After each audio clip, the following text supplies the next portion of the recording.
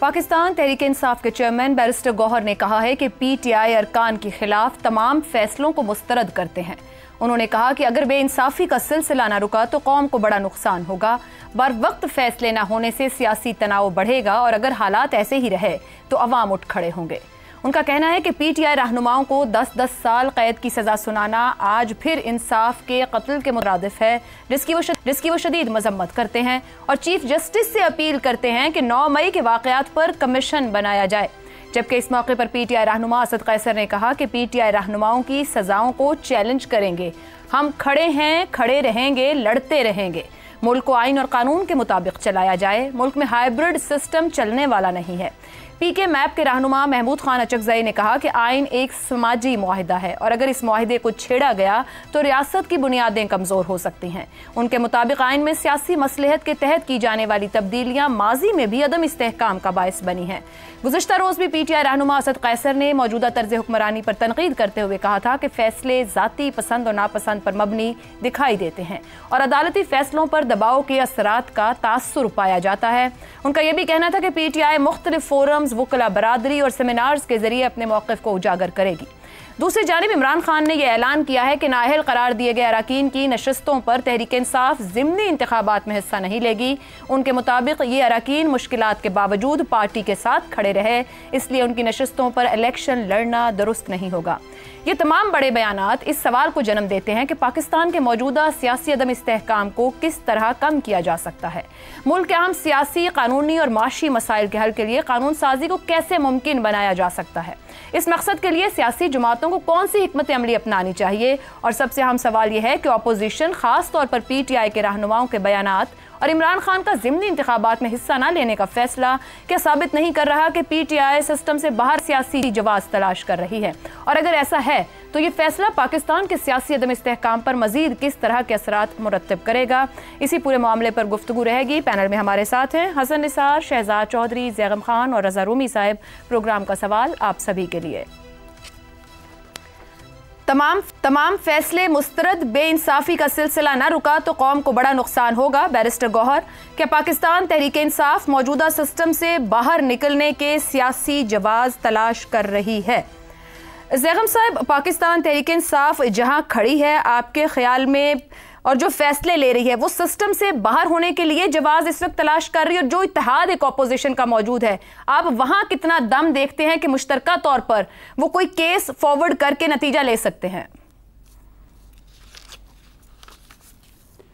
एक ऐसी जमात जो साबिका हुकूमत है, जो इस वक्त भी एक बहुत पॉपुलर जमात है, जिसने गुज़श्ता इंतखाबात में तमाम तर मुश्किल के बावजूद सबसे ज़्यादा वोट लिए, सबसे ज़्यादा सीटें ली, उस सिस्टम से क्यों निकलना चाहेगी?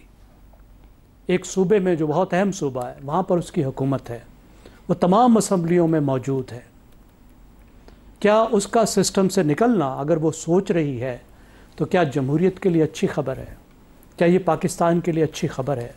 फिर तो मेरे ख्याल है हम सबको परेशान होने की ज़रूरत है अगर सबसे मकबूल पार्टी पाकिस्तान की वो कहती है कि हम सिस्टम से बाहर निकलेंगे। तो ये मैं देखने की बात है। मेरा ख्याल है कि इस वक्त पीटीआई अपने आप को एक बंद गली में महसूस कर रही है। उसे खुद अपने लिए भी दरवाज़े खोलने की ज़रूरत है और दूसरी जमातों को और सिस्टम को भी उसके लिए दरवाज़े खोलने की ज़रूरत है, क्योंकि इस सियासी बहरान पाकिस्तान के लिए कोई अच्छी खबर नहीं है। और आप देखिए, इस बंद गली में महसूस होने की वजह है कि असम्बलियों में उनकी मखसूस नशिस्तें ले ली गई। ठीक है, उसकी टेक्निकल वजूहात होंगी, वो जो भी थी, लेकिन हकीकत तो यही है ना कि उन्हें जिस प्रपोर्शन से सीट्स मिलनी चाहिए थी वो नहीं मिली।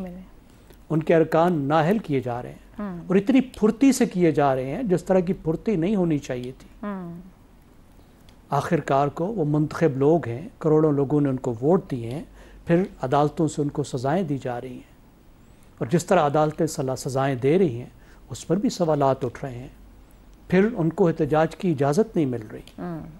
तो अब मसला ये है कि एक तो स्ट्रेटजी की बात है पीटीआई की अपनी तरफ से कि इमरान खान ने इस बंद गली से बाहर निकलने के लिए, दरवाजे को खोलने के लिए मज़ाहिमत का रास्ता मुंतखब किया है।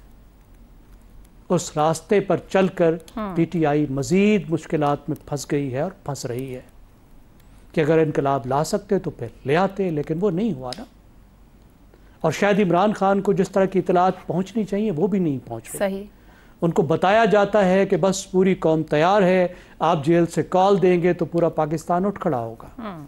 और ये वो लीडर करते हैं जो इमरान खान को एक जाके बात करते हैं, लेकिन बाहर जो काम करते हैं वो बहुत मुख्तलिफ होता है। तो एक पीटीआई की लीडरशिप, उनके अपने साथी कहते हैं, फॉलोअर्स कहते हैं कि उनमें से बहुत बड़ी तादाद कंप्रोमाइज्ड हो चुकी है। ठीक।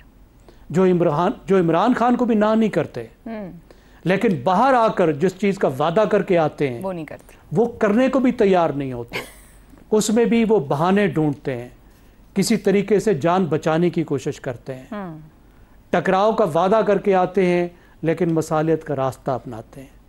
तो मसालियत के लिए तो मसालियत की फिर स्ट्रेटजी होनी चाहिए। दुरुस्त मज़ाहिमत कि अगर स्ट्रेटजी आपकी वो मज़ाहिमत की है और आपके एक्शंस अगर मसालियत के हैं, तो ये फिर बहुत बड़ा एक कन्फ्यूजन है जिससे पीटीआई के लिए मुश्किलात बढ़ रही हैं।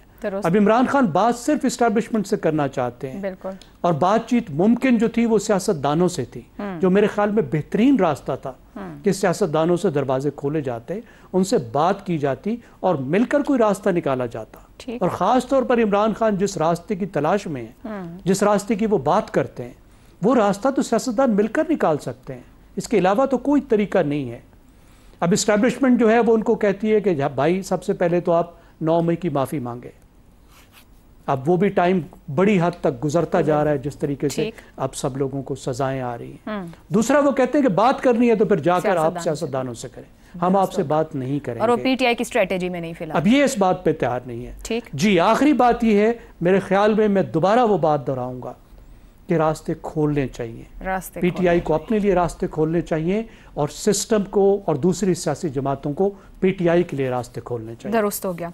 हसन निसार साहब, जितनी गुफ्तगू अपोजिशन इत्तेहाद और पीटीआई कर रही है उसमें कहते हैं फैसलों का जाती पसंद नापसंद पर मबनी है और जमहूरी तर्ज हुक्मरानी के लिए दुरुस्त नहीं है। ये असद कैसर साहब गुज़श्ता रोज़ भी कह रहे थे, आज भी कह रहे थे। आपके ख्याल में क्या पाकिस्तान के किसी भी जमहूरी दौर में फैसले पसंद और नापसंद से बाला होकर किए गए हैं? कभी नहीं। देखें, बात सुने, हम बहुत बातें करते हैं बगैर जाने सोचे समझे। इनकलाब और ये नज़रियाती और नज़रिया, ये सारी इस्तिलाहें गैर मंतकी, गैर हकीकी और आउटडेटेड हैं। इनकलाब शिनकलाबों के ये ज़माने नहीं रहे। और जो नज़रिया वो तो मार्क्सिज्म वगैरह वो तो सोवियत यूनियन के साथ ही गर्क हो चुका है सारा कुछ। लेकिन आज भी नज़रिया, इनकलाब और इनकलाब को रोमांटिसाइज ना किया करें। इनकलाब याद रखें, पूरी तारीख उठा के देख लें, हर इनकलाब पुराने जालिमों को नए जालिमों से रिप्लेस करने का नाम है। दुरुस्त। खैर, अच्छा, अब आपका जो सवाल है दिलचस्प है, मज़ा का खेज भी है। सियासी सिस्टम है कहाँ जो इससे बाहर निकलने के जवाब की तलाश की जाए? बताएं मुझे, is there any political system? Sir है तो सही, कंटिन्यूटी ऑफ हाइब्रिड सिस्टम। भाई एक नहीं, मैं आपसे जरा मुख्तलिफ तरीके से लफ्जों को देखता हूँ। बिल्कुल गलत, ये गैर सियासी है। अच्छा, हाइब्रिड का लफ्ज जो है, मैं तो इसे हाइब्रिड भी नहीं समझता।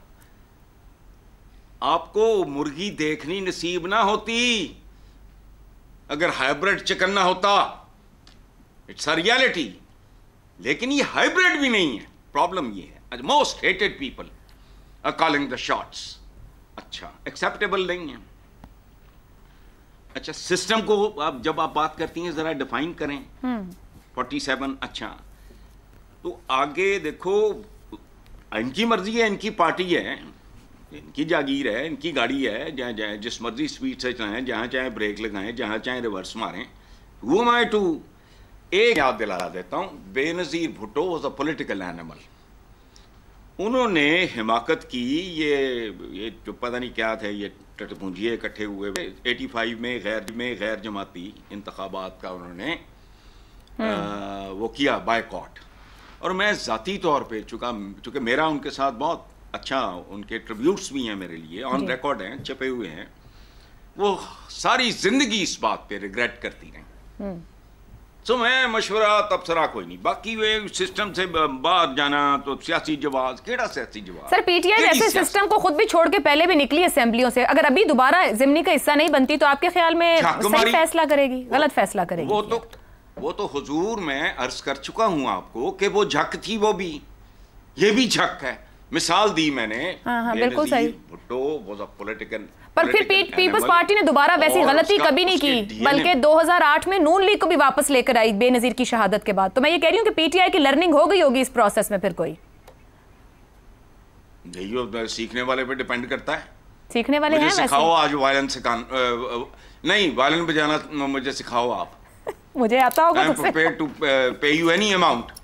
वो एक उम्र होती है सीखने की भाई। ये बड़ी जबरदस्त बात आपने की है। मेरी उम्र में देखो ना, आप सवाए शहजाद भाई के, आप सारे तो माशाल्लाह नौजवान हैं, आप सीख सकते हो। शहजाद साहब को ऐसे ही घसीट लिया, वो भी अपने आप को नौजवान समझ रहे हैं, बेशक उनको बजाना आता हो वायलिन। आपने ऐसे उनको समझ, उनके समझने से क्या फर्क पड़ता है? समझता तो मैं भी हूँ, लेकिन समझने से क्या फर्क? चलें, जो कुछ आपने कहा इनकलाब नजरियाती और नजरिया सब बीत गया है, तो आगे बढ़